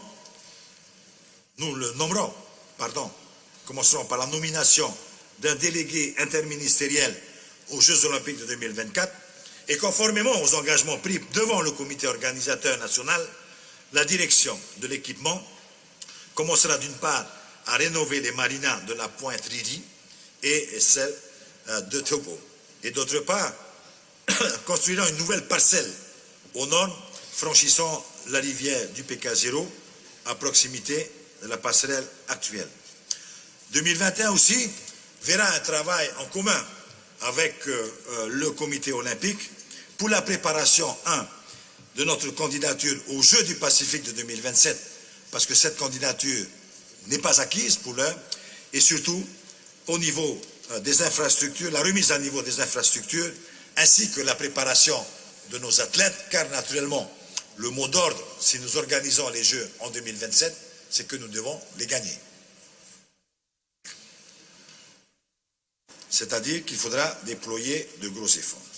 Au titre de la santé, il s'agit donc de poursuivre la montée en charge raisonnée de l'offre prise en charge du cancer et la mise en œuvre opérationnelle du plan cancer 2018-2022 qui a été décrit dans notre SOS. Le programme sera poursuivi pour la création, ici en Polynésie française, d'un institut du cancer de Polynésie française, l'ICPF. Il aurait une dimension sanitaire et scientifique liée aux pathologies cancéreuses, c'est important, notamment dans les différents domaines d'intervention que sont la santé publique, la recherche, mais aussi la formation et les soins. Il aurait également vocation à coordonner l'ensemble de la filière oncologie, de manière à ce que le patient soit au cœur de la prise en charge. Les travaux du bâtiment qui accueillera cet équipement au sein du CHPF débutera dans l'année 2021. Il convient également d'adapter, d'améliorer et de restructurer nos offres de soins. Il nous faudra donc moderniser le parc de santé publique. Le ministère a entamé un vaste programme d'amélioration des prises en charge des patients, de rénovation du patrimoine et des équipements vieillissants, aussi bien au CHPF que dans les structures des soins de la direction de la santé. Pour nos structures de santé publique, la direction de la santé va piloter un programme de réhabilitation-rénovation pour un montant global estimé à 1,9 milliard de francs pacifiques. Pour 2021, nous entamerons la réhabilitation et la remise aux normes des services d'hospitalisation de l'hôpital d'Outouro, aux îles sous le vent, la réhabilitation du long séjour et soins de suite et réanimation, le SSR, de l'hôpital de Travon, et enfin la réhabilitation et la construction d'un nouveau bâtiment pour l'hôpital Louis Rollin aux Marquises pour un montant de 780 millions. C'est un bâtiment qui jouxtera l'hôpital surtout destinés aux laboratoires. En outre, le programme de nouvelles constructions est défini. Le montant global pluriannuel est estimé à 11,3 milliards de francs pour la santé. Ce chiffrage comprend notamment la construction d'un nouvel hôpital à Tarava, le grand dispensaire d'Etoile-Moutou-Gambier et les dispensaires donc des îles. La modernisation, c'est également le renouvellement médical, le matériel médical de la direction de la santé. Une enveloppe de 650 millions sera consacrée à cela, avec un cofinancement de l'État. Le CHPF, notre CHPF de Pirin, entame une phase de rénovation de ses installations, de réalisation de travaux neufs d'extension et de remplacement de certains de ses équipements, complétés par l'acquisition de nouveaux dispositifs. Vous me direz que cela arrive un peu tôt, mais bon, il faut commencer en tous les cas à financer cette réhabilitation avant que les édifices ne vieillissent plus. Ces travaux lourds seront donc échelonnés sur plusieurs exercices. Le CHPF prévoit un plan de remplacement et d'acquisition de ces équipements lourds et onéreux qui s'étalera sur 10 ans. Un plan de renouvellement du mobilier sur 7 ans avec une enveloppe annuelle comprise selon les années entre 650 millions et 1 milliard 100 millions de francs jusqu'à 2029. Au titre de l'année 2021, le CHPF prévoit d'ores et déjà d'engager 600 millions pour du matériel et 50 millions pour le début de renouvellement de leur mobilier. La rénovation du bâtiment existant est donc estimée aujourd'hui à 750 millions de francs. Les travaux de construction neuve concernent donc des extensions, mais surtout la réalisation d'une plateforme logistique permettant de réunir la pharmacie de l'hôpital et la PharmaPro, l'organisme qui nous alimente en pharmacie, la PharmaPro de la direction de la santé. Le coût de ces réalisations est estimé à 1 milliard 195 millions. Vous savez qu'actuellement la PharmaPro est sur le site de Motouta et qu'il va falloir donc construire quelque chose qui réunirait la pharmacie de l'hôpital et PharmaPro. Pour l'heure donc, et les réalisations sont estimées à 1 milliard 195 millions. Mieux soigner, c'est aussi mettre en place une télémédecine réclamée par les archipels éloignés. En 2020, nous avons déjà effectué une première acquisition de 10 stations de télémédecine au titre du contrat de projet. Dans le cadre d'une expérimentation d'une télérégulation médicale d'urgence entre le C15 et les structures de soins des îles, des stations de télémédecine ont déjà commencé à être installées aux Marquises, à Omoa, à Hane et aux Australes, naturellement, d'abord à Rapa, à Hurei, à Maru, Rairua, au Tuamotu, à Amanu et Katiu.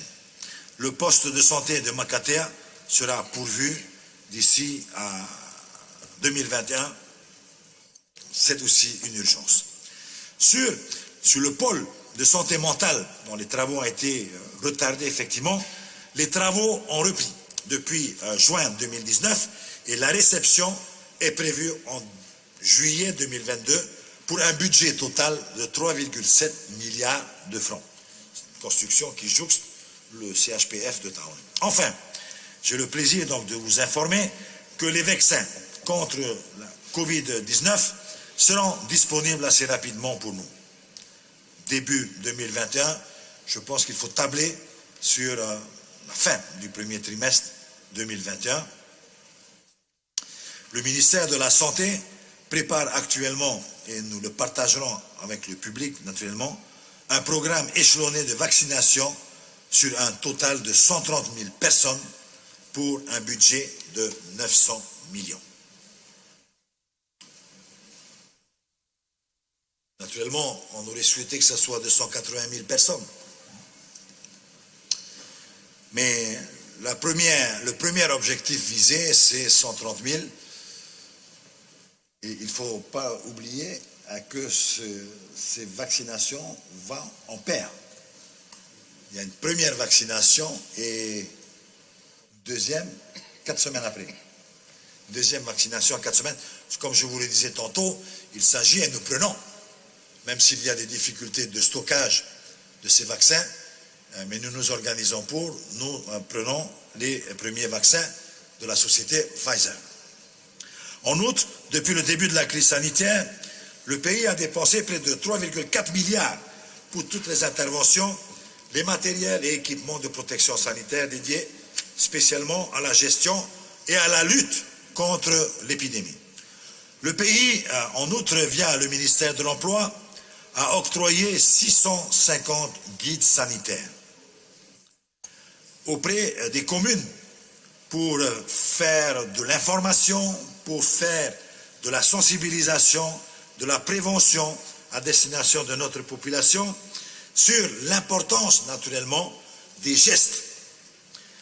Respecter les gestes, respecter les mesures barrières. Le pays a engagé une dépense de 445 millions pour cette opération et je pense que ce ne sera pas suffisant puisque je puis vous dire aujourd'hui que les maires apprécient la présence de ces guides sanitaires. Nos maires, dans le cadre des plans communaux de sauvegarde, nous ont tous donc exprimé leur satisfaction pour l'aide complémentaire apportée par ces guides, qui ont reçu, je vous le rappelle ici, une formation préalable sur le coronavirus et ces aides sont jugées grandement utiles, d'une grande utilité et constituent donc un renfort adapté à la lutte contre la propagation du virus et principalement dans nos communes. Chers amis, durant ces derniers mois, certains ont peut-être pu douter ou me suspecter de sacrifier la santé au bénéfice de l'économie. Je vous ai toujours affirmé ici que je ne sacrifierai ni l'une ni l'autre. Les projets sanitaires et les chiffres que je viens de vous exposer démontrent avec éclat que mes affirmations sont transcrites dans nos actes. La santé, effectivement, et l'économie comptent autant à mes yeux, car ils sont importants et vont de pair tous les jours. La santé et l'économie comptent autant à mes yeux et j'espère que vous en serez au moins partiellement convaincus.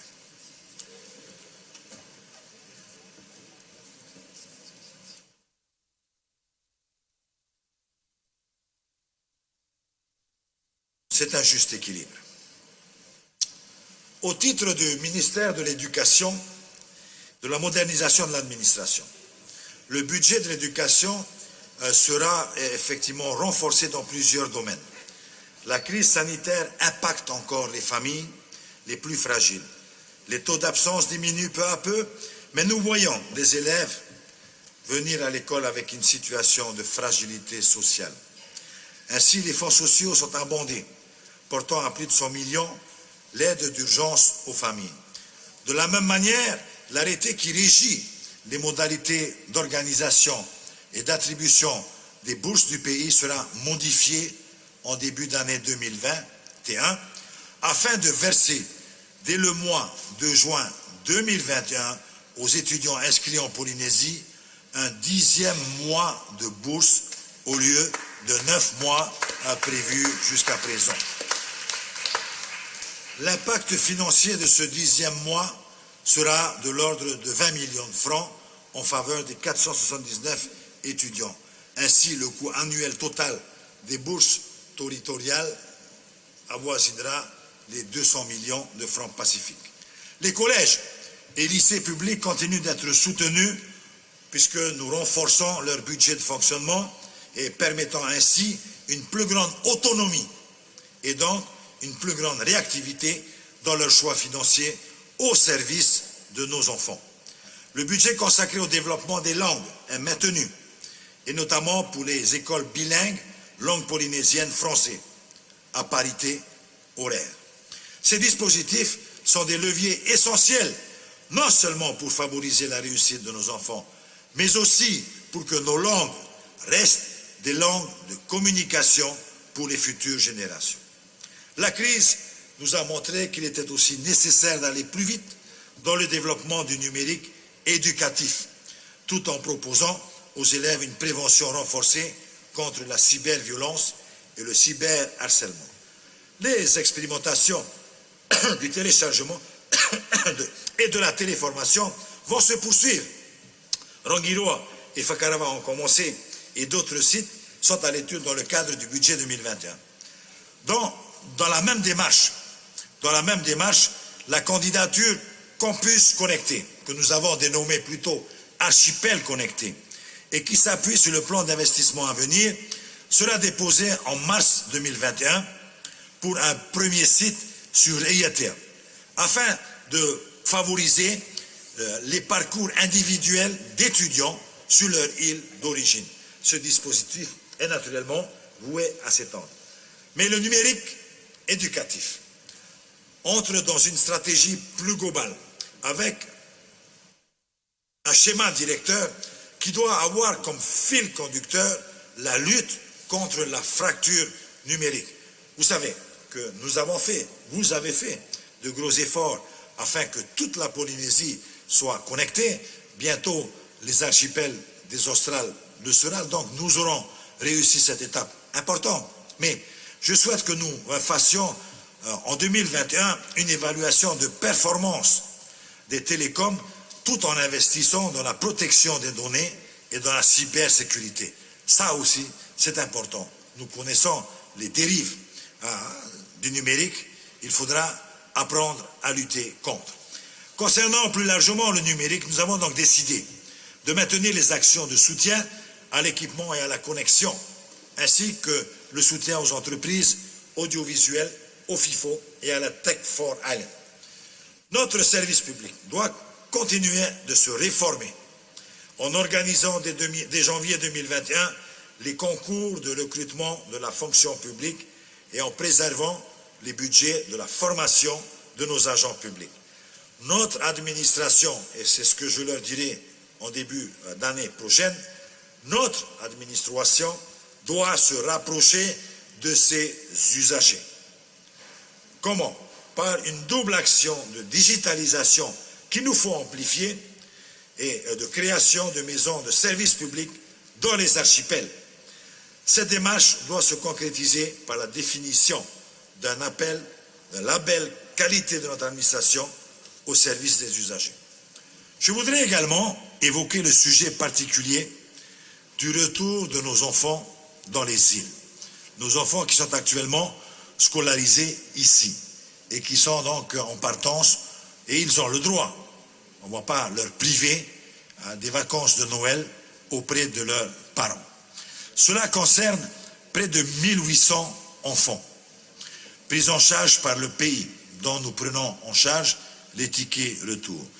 Sur ce total, 1200 enfants des îles sont scolarisés dans nos lycées et collèges, ici à Tahiti, et 600 sont scolarisés dans des collèges comme à Rangiroa, comme autres collèges aux Marquises et aux Australes.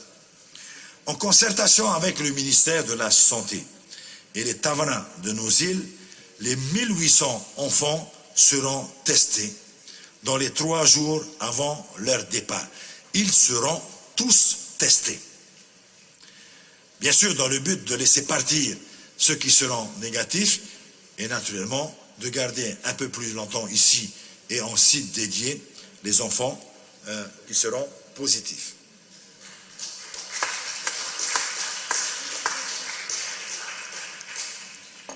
Mais une fois arrivés dans leurs îles respectives, les enfants seront confinés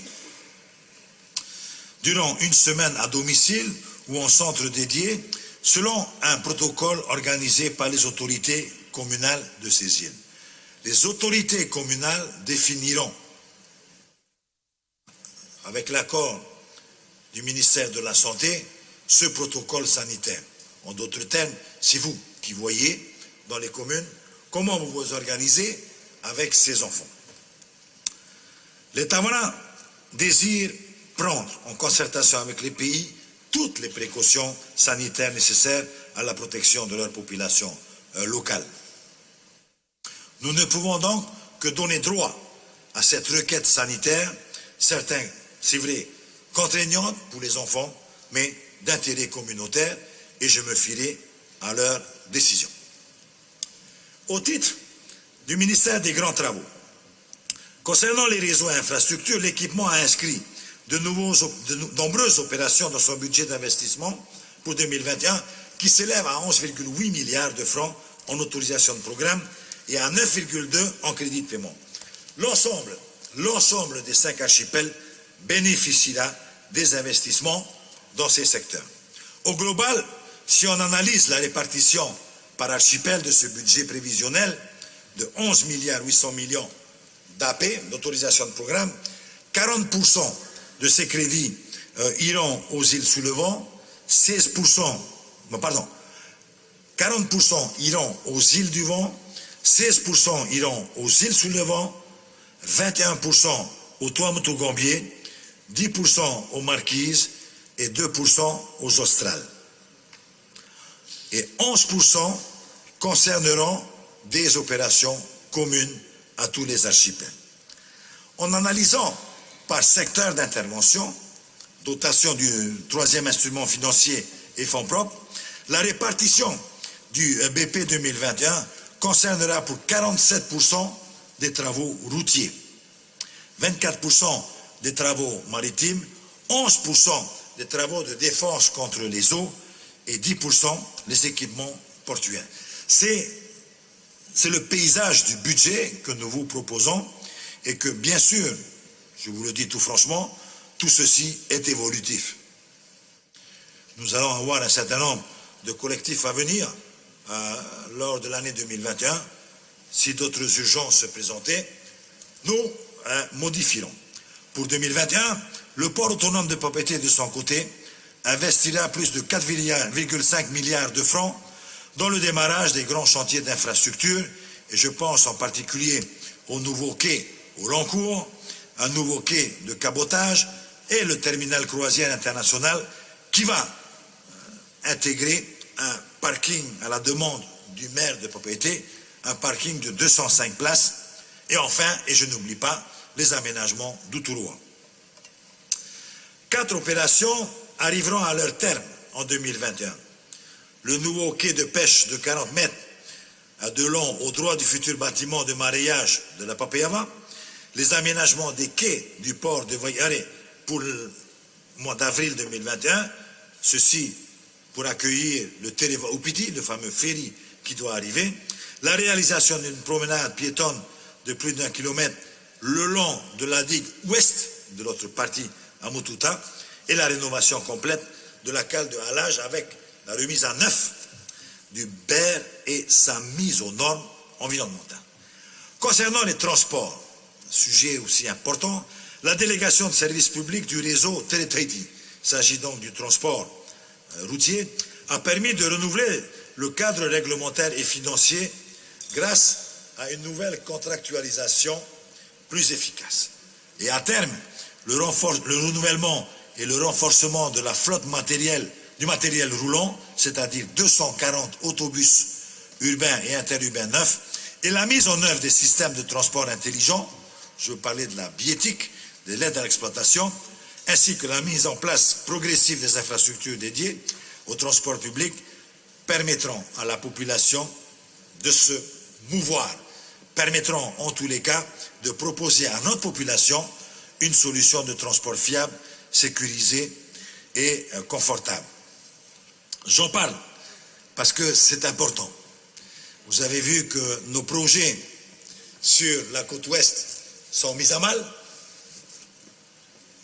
Après c'est Papara. Je pense qu'après Papara, ce sera Papeari, Mataï, enfin voilà. Il n'y aura plus, à mon avis, il n'y aura plus de Te Aranui, il n'y aura plus de dégagement sud. Alors il faudra effectivement que nos populations prennent les transports en commun. Je crois que certains d'entre vous, qui habitent la presqu'île, qui habitent la côte ouest, en font les frais tous les jours. Aujourd'hui, la queue, c'est Grotte de Marat et au-delà. Donc effectivement, il faudra là aussi que l'on change nos habitudes, que l'on change nos comportements, et c'est la raison pour laquelle le réseau de transport en commun prendra toute son importance dans les années à venir. Et c'est la raison pour laquelle ça reste une de mes préoccupations. C'est pourquoi, et malgré la diminution des recettes fiscales, l'effort financier du pays sera maintenu pour 2021 avec une contribution de 1,2 milliard de francs au titre de la délégation de services publics, au titre de la DSP. L'aide au permis de conduire mise en place fin 2019 sera reconduite. Alors, pour la famille et la condition féminine, la crise sanitaire a inévitablement provoqué un impact important sur le plan social. Donc les aides sociales déployées au travers des différents FAS, du RSPF et du RGS et du RNS, ont toutes été augmentées par nécessité. Je prends le cas du FAS du RSPF. Le pays l'a augmenté de 560 milliards, passant de 1,9 milliard à 2,5 milliards. Les aides de première nécessité alimentaire et d'hygiène ont augmenté de 112%, donc ils ont pratiquement doublé. Ainsi, de janvier à fin octobre 2020, ce sont près de 24 610 demandes de première nécessité qui ont été enregistrées, dont 8 300 demandes nouvelles. Parmi les différentes orientations stratégiques prévues d'être déployées, nous retenons plus spécifiquement la lutte contre toutes les formes de marginalisation sociale qui demeurent une priorité absolue. C'est la raison pour laquelle, en 2021, la politique sociale aboutira à l'essor des associations d'insertion sociale et économique, afin d'offrir un soutien adapté à tous ceux qui nécessitent, qui ont besoin, et leur apporter surtout un appui à l'insertion professionnelle en contrepartie de la réalisation d'un programme présentant un intérêt collectif. L'insertion par l'activité économique permettra ainsi aux personnes les plus éloignées de l'emploi en raison de difficultés sociales et professionnelles particulières, âge, état de santé, précarité, etc., de bénéficier d'un accompagnement renforcé permettant de faciliter leur insertion professionnelle, de faciliter leur insertion à la vie. Afin d'éviter la stigmatisation des familles bénéficiaires d'aide sociale, un dispositif innovant portant sur la mise en place d'une carte solidarité sera déployé par le biais d'une opération pilote, laquelle concernera 500 familles. Au lieu de se présenter dans les magasins avec des bons délivrés par les affaires sociales, naturellement, on verra, bon, CPS, à FATAVV, on va essayer de gommer cette image et donner à ces personnes la possibilité d'accès à une carte bleue, comme nous, avec des montants naturellement qui seront précisés puisque ce seront des bandes magnétiques, mais elles seront beaucoup plus, plus discrètes pour ces personnes. Donc, l'expérience est en cours, nous verrons ce que cela va donner, mais sachez que on va donc, au lieu de leur donner des bons, on va leur créer des avoirs qui vont leur permettre d'aller au magasin acheter. Mais naturellement, sur certaines matières uniquement. Ils ne pourront pas s'acheter des paquets de cigarettes avec. C'est évident. Les produits sanitaires, de quoi manger, c'est la priorité. Voilà. L'insertion donc permettra aux personnes les plus éloignées de bénéficier d'un accompagnement renforcé. Parallèlement, donc, le régime des aides sociales sera revu afin d'en simplifier l'instruction par les travailleurs sociaux et de donner à ces derniers, aux travailleurs sociaux, le temps de travail dédié au véritable accompagnement des familles. Un kit d'aide d'urgence en nature s'inscrivant dans le cadre de la lutte contre le gaspillage alimentaire sera mis en œuvre afin de répondre dans des délais compatibles avec la détresse des familles en question. Alors, par ailleurs, la prise en charge des personnes en situation de grande exclusion, on va venir là aussi à un sujet qui nous préoccupe, sera poursuivie par la construction d'établissements spécialisés. Vous savez que, je crois qu'on en a parlé déjà ici, un centre de jour sera construit à Vaignioré destiné à la prise en charge des gens à la rue, communément appelés les SDF, relevant donc de la grande exclusion sociale. La maîtrise d'ouvrage sera confiée à G2P au 1er janvier 2021. La première pose de la première pierre, j'espère qu'elle sera définitive, est prévue pour le second semestre 2021. Et je voudrais à ce titre remercier, encore une fois, le maire de Papeete de nous mettre à disposition ces terrains. Deuxième projet, un centre d'hébergement et de réinsertion sociale. Les travaux ont commencé, sera installé à Reimanutea, l'ancien site de Reimanutea, à la mission. Il sera donc dédié à cette partie de cette population qui est intéressée par la réinsertion professionnelle et qui sera aussi naturellement un centre d'hébergement d'urgence. Un village communautaire sur travaux sera ouvert à la fin 2021. Et enfin, je voudrais confirmer ici, devant vous, la mise à disposition de l'association Tevaïété d'une parcelle de terre du pays Sisamaman pour la construction d'un centre de jour souhaité par l'Église catholique avec le soutien du diocèse de Papeete. Voilà. Un vieux rêve.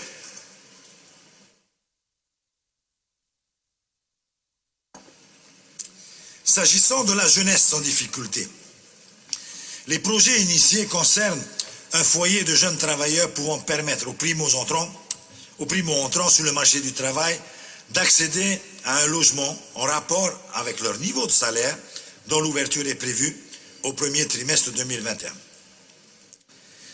Projet qui concerne un institut thérapeutique, éducatif et pédagogique, un ITEP, de Montréal, pour l'accueil des enfants présentant des troubles de comportement. Ce projet a pris un petit peu de retard, j'espère qu'il verra le jour très prochainement. Les actions de prévention en faveur de la jeunesse, notamment en matière de lutte contre l'AIS, avec la signature d'un plan de lutte et de prévention. Pour ce qui relève des personnes vulnérables, des centres dédiés aux personnes porteuses de handicap, Humahere, Noraromatai Aretea et Tauri Ahau à Bora Bora seront réalisés. Nous avons vu ça avec les maires concernés. La promotion du dispositif Aidant Feti sera poursuivie pour permettre le maintien à domicile et préserver nos Batayapo tout en allégeant les contraintes qui pèsent sur leur entourage. L'amélioration des conditions de vie des personnes âgées reste et restera une priorité pour tous. Je vous en ai déjà parlé ici. J'étais d'ailleurs un petit peu surpris du non-succès de cette mesure, puisqu'on a quand même eu beaucoup de problèmes pour intéresser les personnes à suivre ce dispositif Aidant Feti. Mais enfin, je pense que ça va reprendre dans les jours à venir. Une extension d'ailleurs du dispositif aux bénéficiaires du RGS sera proposée. Au titre de la protection de l'enfance, une équipe de travailleurs sociaux sera réactivée afin d'assurer un suivi des mineurs placés auprès des accueillants familiaux avec pour objectif d'améliorer la prise en charge, la qualité de la prise en charge de ces jeunes. Au titre de la condition féminine, nous ferons de 2021 une année portée portait sur l'égalité des triennales, donc de la condition féminine, comprenant une conférence avec les acteurs régionaux ainsi qu'une conférence des ministres de la condition féminine des pays du Pacifique, viendront aider à identifier des mesures concrètes et stratégiques afin d'accéder les progrès vers la réalisation de l'égalité entre les sexes et les droits fondamentaux de nos femmes et des femmes de notre pays. Le déploiement d'ateliers de réflexion et de sensibilisation à l'approche genrée donc en partenariat avec la communauté pacifique. La diversification des réponses aux besoins d'hébergement d'urgence des femmes victimes de violences conjugales, nous en avons entendu beaucoup parler, mais nous sommes en train de préparer plusieurs sites qui pourraient les accueillir, en tous les cas une à Taravon et une à Pirin. Concernant la formation professionnelle dans le domaine social, nous ouvrirons toujours pour les femmes en 2021 20 places pour la formation au diplôme d'État d'éducateur spécialisé, 15 places pour la formation de moniteur éducateur, donc ça concerne aussi effectivement les femmes parce que nous estimons que pour ces postes c'est plus le genre féminin qu'il faudrait, et 15 places pour la formation au certificat d'aptitude aux fonctions d'encadrement et de responsable d'unité d'intervention sociale, c'est le fameux café ruisse. Sur le plan législatif et réglementaire, nous œuvrerons pour la mise en place d'un code de l'action sociale et de la famille, une refonte de la délibération 82-36 relative à l'action en faveur des personnes porteuses de handicap, et enfin le renforcement d'un cadre réglementaire, le contrôle et l'inspection de l'ensemble des structures subventionnées par la branche handicap du budget du RSPF. Voilà, mes chers amis,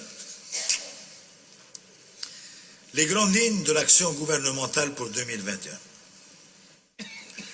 Je n'ai pas, naturellement, vous l'avez tous remarqué, je n'ai pas décrit d'une manière exhaustive l'intégralité des mesures qui sont prises et qui sont mises en œuvre pour 2021, dont une part s'inscrit dans la continuité de ce qui a été engagé en 2020 et sur lequel il n'est pas besoin de revenir.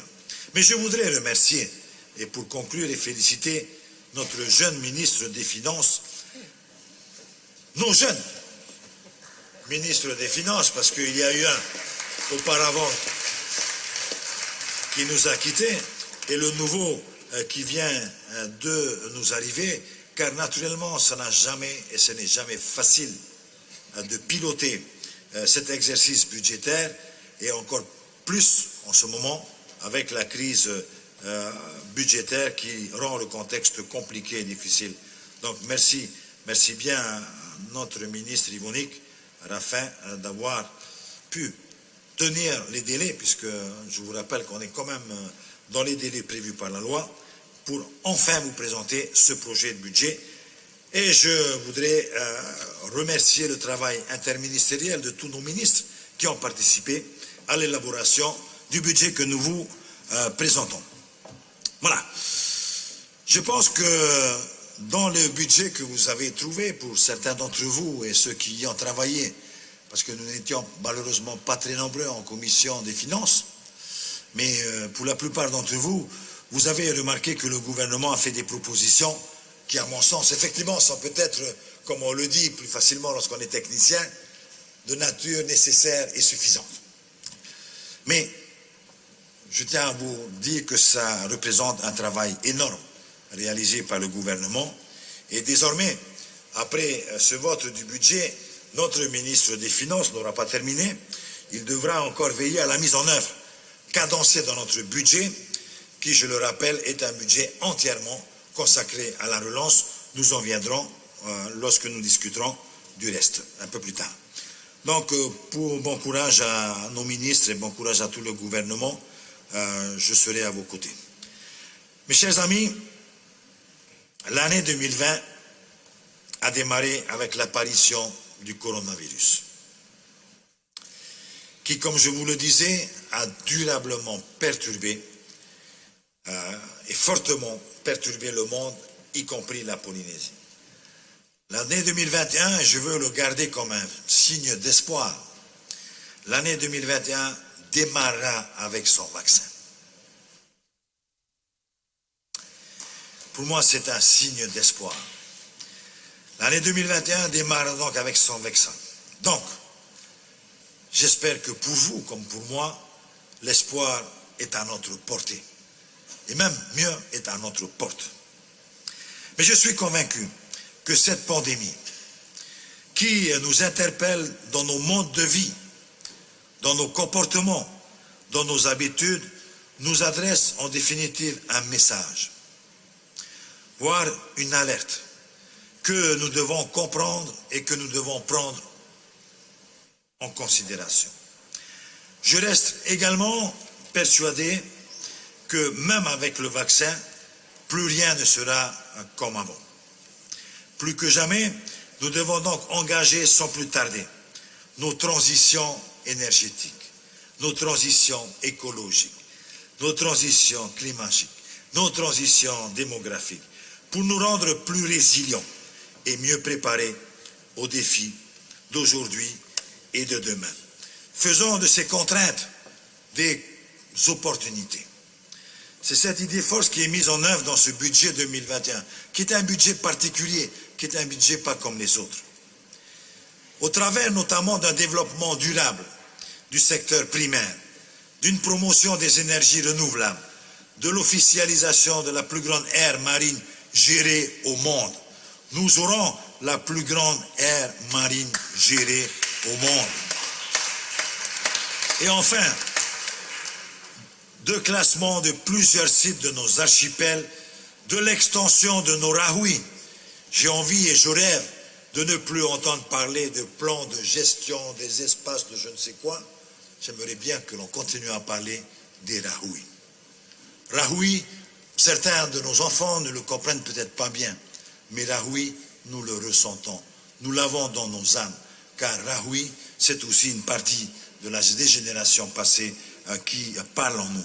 Nous devons changer donc nos comportements à l'égard de nos lagons, à l'égard de nos montagnes, à l'égard de nos rivières, de nos terres. Il y a plus de 20 ans déjà, et certains d'entre nous le connaissent bien, très bien, Papi Paimore nous avait déjà sensibilisés par ces mots. Te auenei, te auenei, te urunei, te natura. Je suis convaincu que quelque part, cet appel, nous ne l'avons pas entendu, mais c'est peut-être ce que nous payons aujourd'hui. C'est peut-être ce que nous payons aujourd'hui. Alors, je formule le vœu que nous ne restions plus sourds à ces appels prémonitoires de nos anciens. Voilà, l'ensemble du gouvernement sera à votre écoute et répondra à toutes les questions que vous souhaitez poser sur ce budget, bien que j'ai déjà beaucoup dit. Et je voudrais encore une fois, Monsieur le Président, Mesdames et Messieurs les représentants, Mesdames et Messieurs les ministres, Mesdames et Messieurs du public, vous remercier pour votre patience. J'ai été un peu long.